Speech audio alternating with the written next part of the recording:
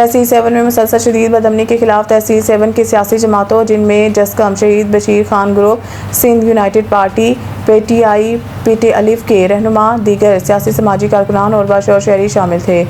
نے دھمال چوک سے احتجاجی ریلی نکالی اور ڈی ایس پی 7 کے دفتر کے سامنے دھرنا دے کر احتجاج کیا۔ اس موقع پر جسکم کے ضلع صدر اکبر ملا، جسکم کے ضلع جنرل سیکرٹری نثار احمد سولنگی، پی ٹی الف کے ضلعی رہنما نثار احمد اوٹو، جسکم کے تحصیل صدر شاہد علیپوٹو، ایس یو پی سٹی رہنما عبدالحکیم